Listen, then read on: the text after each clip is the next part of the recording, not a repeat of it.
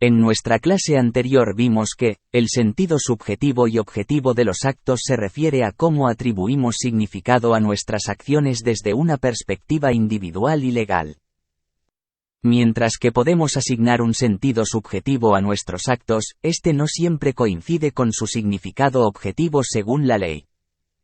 Cuando expresamos nuestros actos mediante palabras, estos pueden enunciar su propio significado jurídico. Por ejemplo, al describir nuestras disposiciones de última voluntad como un testamento. La norma desempeña un papel clave en determinar el sentido objetivo de un acto, ya que le otorga su contenido y significado jurídico.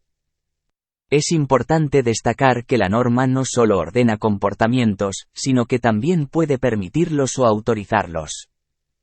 Existe una distinción entre el ser de un acto y el deber que implica la norma. Mientras que el acto es una manifestación de voluntad, la norma establece las obligaciones y deberes que deben seguirse.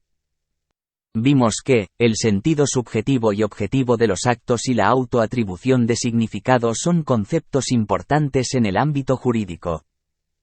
Los actos pueden tener un sentido subjetivo individual, pero su significado objetivo se establece a través de normas legales.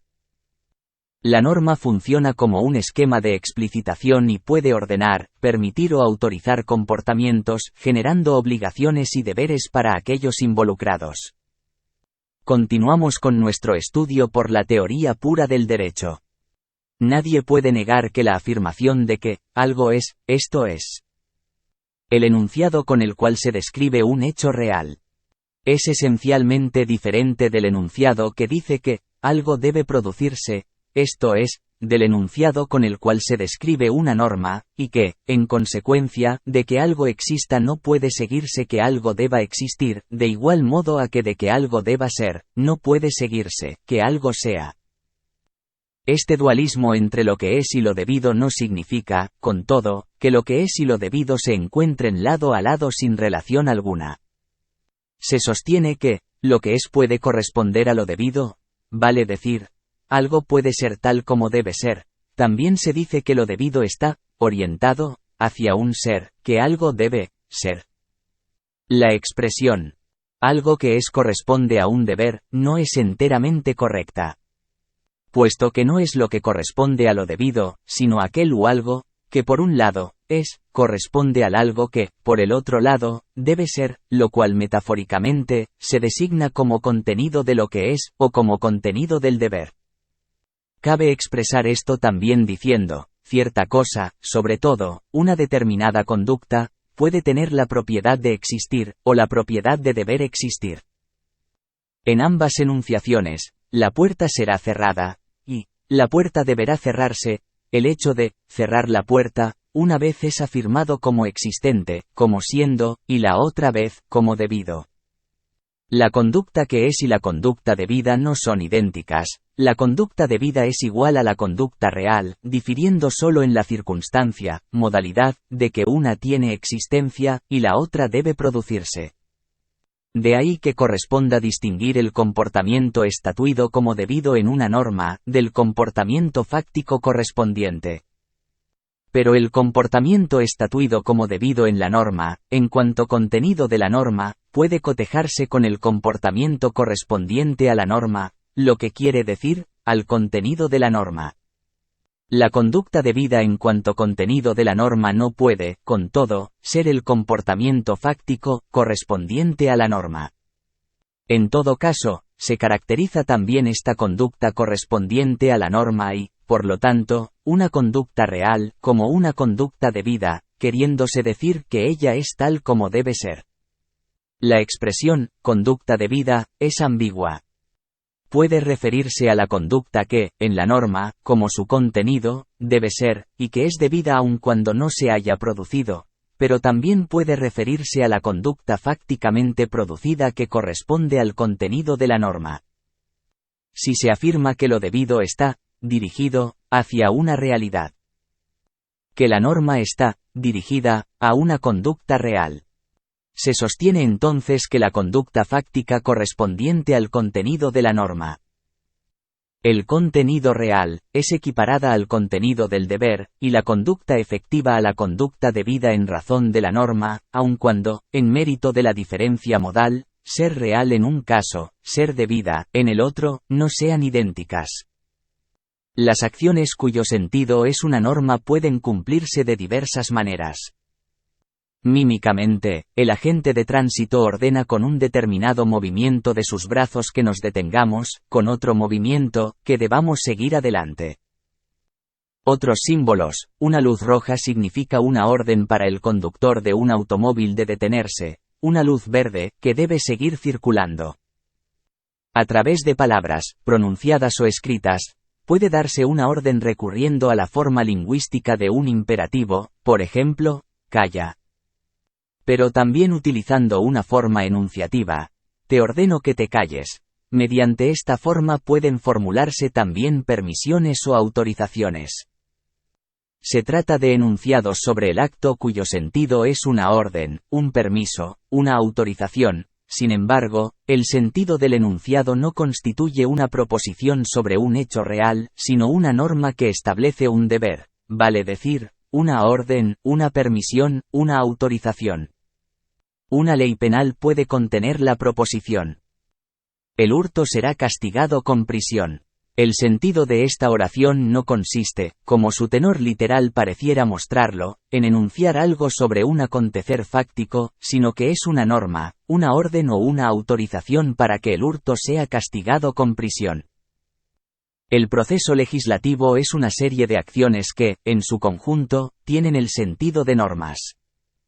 Cuando se afirma que mediante uno de los actos arriba mencionados, o a través de los actos del procedimiento legislativo, se produce o promulga una norma. Se trata solamente de una expresión figurada para decir que el sentido o el significado del acto, o de los actos que constituyen el procedimiento legislativo, es una norma. Con todo, corresponde diferenciar el sentido subjetivo del objetivo. Debido, es el sentido subjetivo de todo acto de voluntad de un hombre orientado intencionalmente hacia el comportamiento de otro.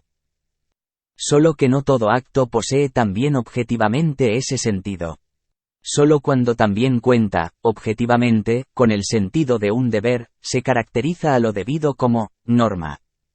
Así, al serlo debido, el sentido objetivo del acto, se expresa que la conducta, hacia la cual el acto se orienta intencionalmente, es considerada como debida no solo desde el punto de vista del individuo que cumple el acto, sino también desde el punto de vista de un tercero no participante.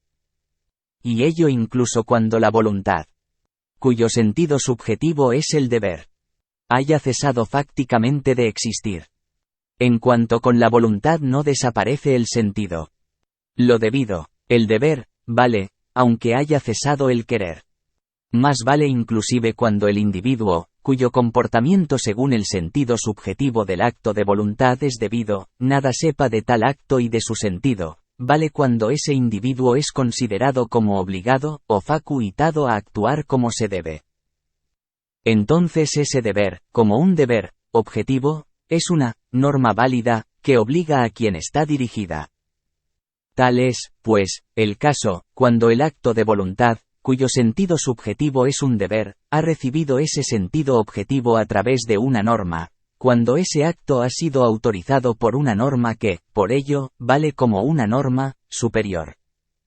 La orden de un gánster, de entregarle cierta suma de dinero, tiene el mismo sentido subjetivo que la orden de un funcionario del fisco, a saber, el sentido de que el individuo, al cual la orden se dirige, entregue una determinada cantidad de dinero.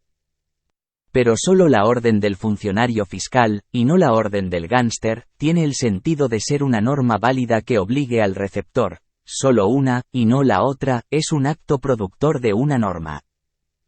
Ello, en cuanto la acción del funcionario fiscal se encuentra autorizada por una ley impositiva, mientras que el acto del gánster no reposa en ninguna norma que así lo faculte. Que el acto legislativo, que subjetivamente tiene el sentido de lo debido, posea también objetivamente ese sentido, es decir, el sentido de una norma válida, proviene de que la Constitución otorga al acto de legislar ese sentido objetivo. El acto constituyente no cuenta solo con un sentido subjetivo, sino también con un sentido normativo objetivo, cuando se presupone que corresponde actuar como lo prescribe el constituyente. Cuando una persona que se encuentra en peligro le pide a otra que la auxilie, el sentido subjetivo de su exigencia es que la otra le debe prestar auxilio. Mas solo tenemos una norma objetivamente válida, que obligue a la otra. Si vale la norma general de amar al prójimo, quizás establecida por un fundador de una religión, y esa norma solo vale como objetivamente obligatoria si se admite que uno debe comportarse como el fundador de la religión lo ha ordenado. Una presuposición semejante, fundante de la validez objetiva, será designada aquí como norma fundante. No se trata, por lo tanto, del hecho real de un acto volitivo dirigido a un comportamiento determinado de otro, sino nuevamente de una norma de deber, a partir de la cual se sigue en un sentido objetivo, la validez de la norma según la cual el otro debe comportarse conforme al sentido subjetivo del acto de voluntad. Los actos constituyentes del hecho de la costumbre pueden también establecer normas mediante las cuales un comportamiento queda determinado como debido. Cuando los hombres, que conviven socialmente, actúan durante cierto tiempo bajo ciertas condiciones idénticas, de manera de algún modo igual, surge en cada individuo la voluntad de actuar en la manera como los miembros de la sociedad consuetudinariamente actúan. El sentido subjetivo de los actos constituyentes del hecho de la costumbre, no es, por de pronto, un deber. Solo cuando tales actos se han sucedido durante cierto tiempo, aparece en cada individuo la representación de que debe actuarse como los miembros de la sociedad suelen hacerlo, y el querer que también los restantes miembros de la sociedad se deban comportar así. Si un miembro de la sociedad no actúa en la forma en que los otros miembros suelen hacerlo, su conducta es objeto de reproches por aquellos, puesto que no se conduce como ellos lo quieren. Así el hecho de la costumbre se convierte en una voluntad colectiva, cuyo sentido subjetivo es un deber. Como norma objetivamente válida solo puede ser entendido el sentido subjetivo de los actos constituyentes de la costumbre, cuando la costumbre es introducida por una norma superior como una circunstancia productora de normas. Dado que el hecho de la costumbre está constituido por actos de conducta humana, las normas producidas por la costumbre son establecidas por actos de conducta humana, y de ese modo. De igual manera que las normas cuyo sentido subjetivo es ser actos legislativos, son también normas impuestas. Es decir, normas positivas. La costumbre puede producir tanto normas morales como normas jurídicas. Las normas jurídicas son producidas consuetudinariamente cuando la constitución de la comunidad establece a la costumbre y, ello, una costumbre especialmente caracterizada como un hecho productor de derecho. Finalmente corresponde advertir que una norma puede ser, no solo el sentido de un acto volitivo, sino también como contenido significativo, contenido de un acto de pensar.